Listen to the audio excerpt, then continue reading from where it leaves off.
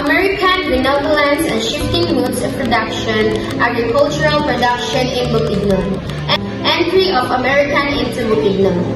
American colonial officials led by Dean Worcesters in 1907 were upheld by the way lowland traders from Misamis and Cagayan de Oro manipulated Bukidnons into selling abaca at unfair prices. The benevolent intervention became a pretext for colonial economic control. Shift from Sweden farming to settled agriculture.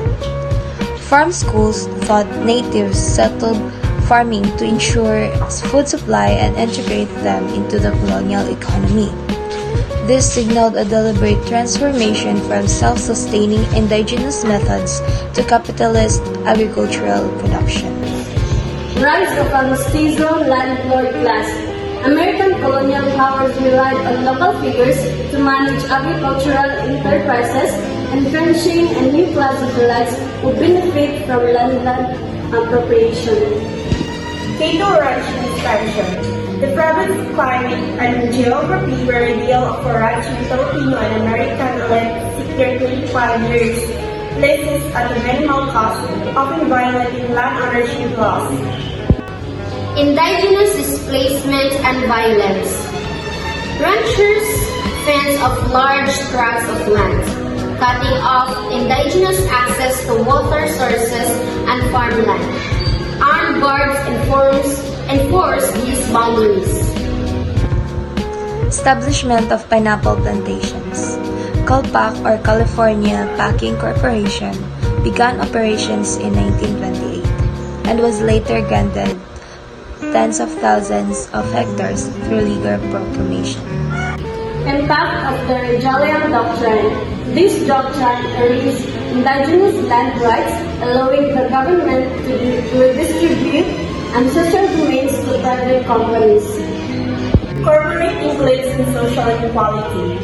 While corporate officers lived luxuriously in inclusive enclaves, the Lumad suffered increasing landlessness and economic displacement. Plantation expansion and peasant displacement. The demand for economies of scale meant that even poor settlers lost land to plantations, deepening landlessness and poverty. The case of Dole in South Cotabato. Dole's land acquisition included those previously awarded to migrants and Bilaan ancestral land, leading to long-standing land struggles. Monocrop export expansion across Mindanao.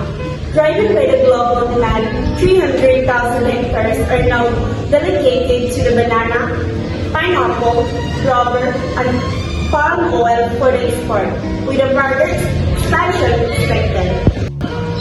This chapter reveals that so-called benevolent American intervention were in reality mechanisms of economic control through agricultural restructuring, land appropriation, and elite collaboration.